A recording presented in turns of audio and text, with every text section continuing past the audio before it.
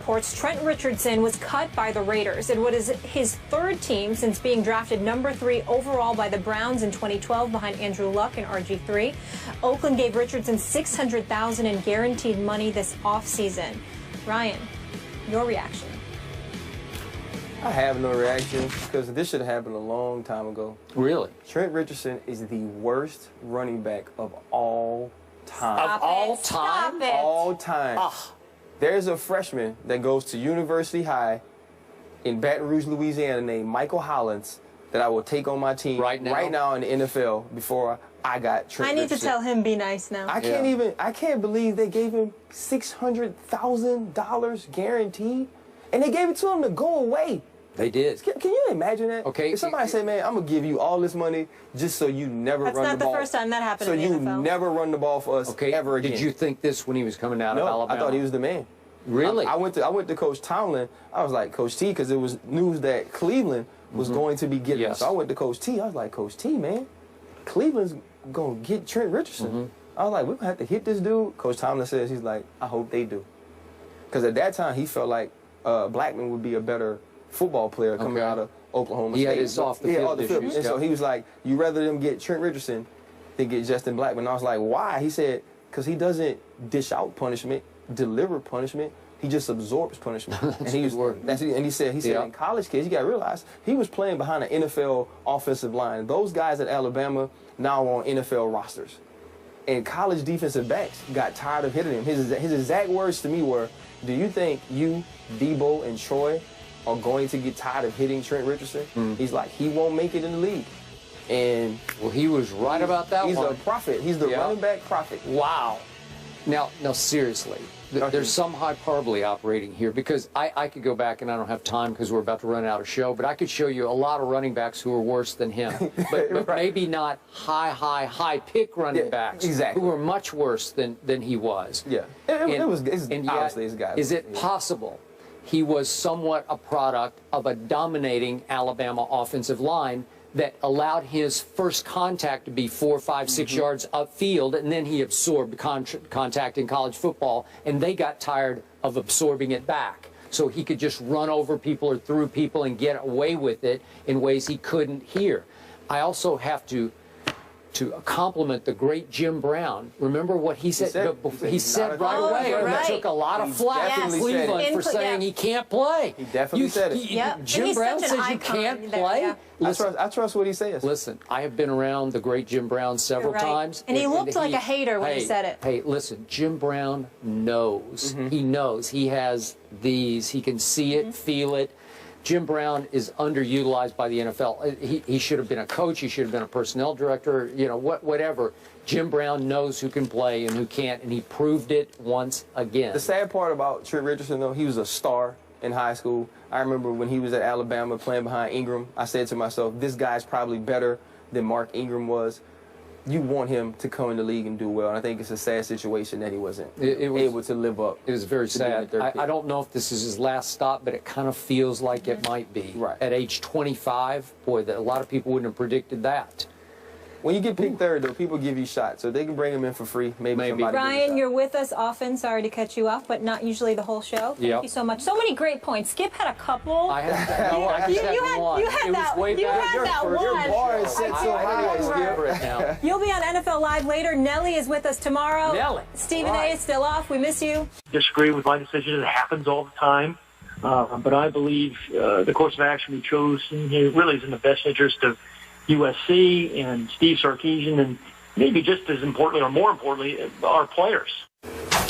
So that was USC Athletic Director Pat Hayden on Trojans Live on ESPN Radio, explaining why he chose not to disband USC head football coach Steve Sarkisian after his embarrassing behavior at the Salute to Troy event on August 22nd. Skip, do you have a problem with the way Pat Hayden handled this situation? Molly, Ryan, yes, I do. Let me just say, more to the point, I'm just not completely comfortable with the way Pat Hayden dealt with a close friend of his and Steve Sarkisian. I've known Pat for a long, long time. Back in the day, I actually covered Pat when he was the quarterback of the Los Angeles Rams out of USC. He's a pretty good quarterback, by the way, for being a pretty little guy. I admire him. I believe in him. I believe in his value system. But he's very close with Steve Sarkisian. I know he likes him immensely. Most people who cover him or meet him, I've met him just recently here. I think I met him. You also did. Had dinner with him. Did you? You had dinner with him. Yeah, he was awesome. I was trying to convince him that, hey, I got a son that's a freshman. You know what I mean? Going swing down Louisiana. So. Really? Yeah, interesting. So, I think, so you would send your son to play for him? I think after that meeting, you know, I would, depending on how this shapes up. I mean, people make mistakes. Oh, sure. No, yeah, I got it. So, yeah, I'm cool with that. Okay, so now we're back to what exactly is going on here.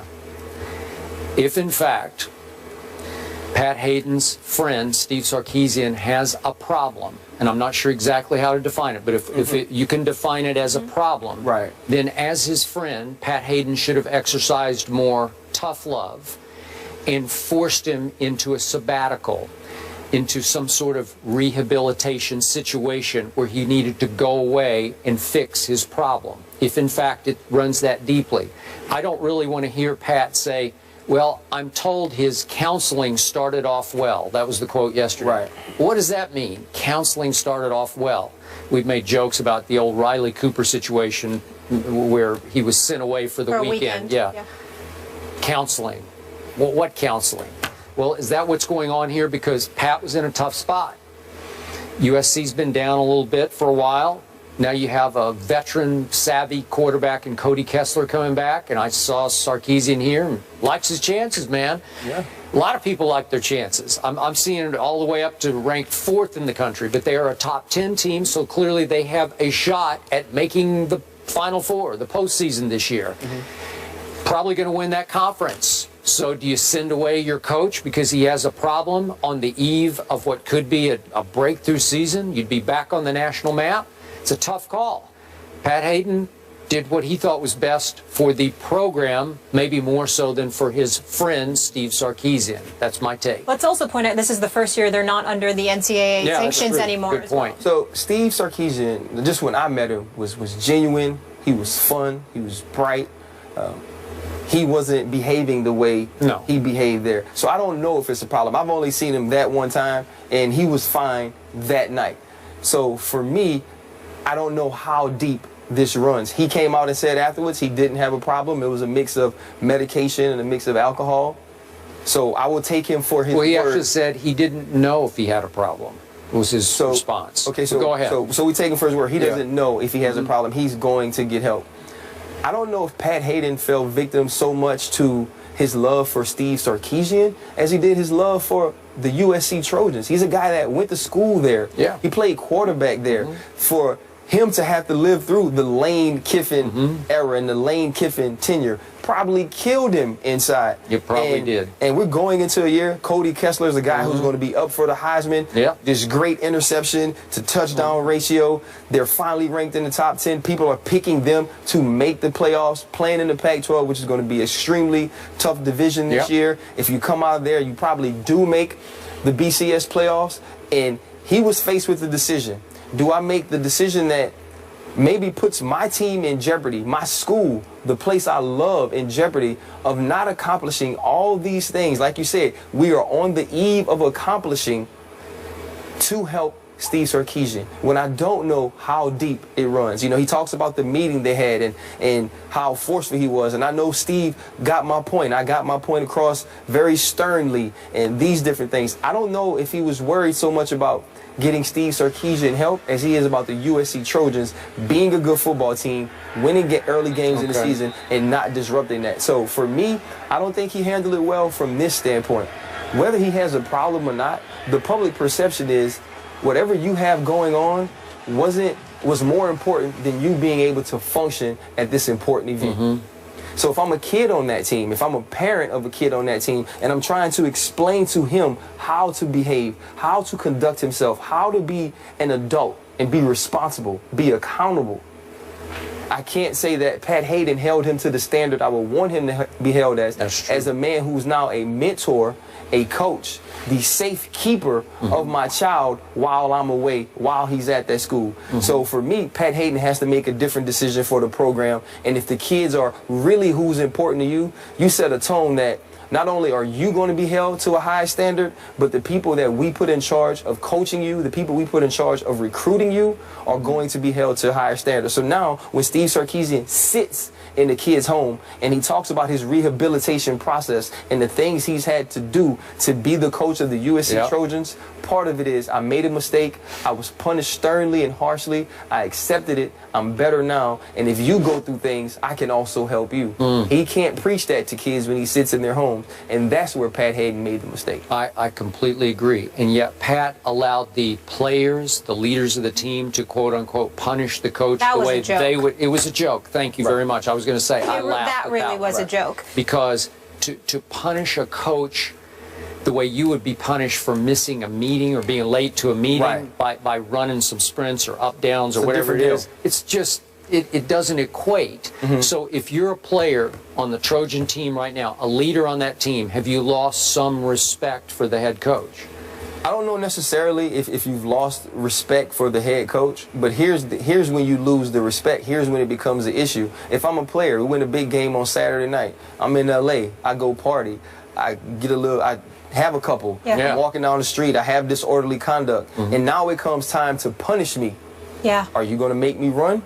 Do they punish me by doing up downs? Or are you going to try to suspend me? Will I be held to a higher standard than you hold your coach? So that's where your issue comes in. How do you discipline players now once they get in trouble? I think three main points here. Is he protecting his guy? Is he protecting the school? Or are you sending a message to your kids? I just truly hope it's an isolated incident, and that we'll see moving forward. How's Oakland handling this, gentlemen? The Raiders are paying Trent Richardson $600,000 to not play with the team. Ryan Clark believes he knows why. I can't wait for this. You gonna tell us? Educate us.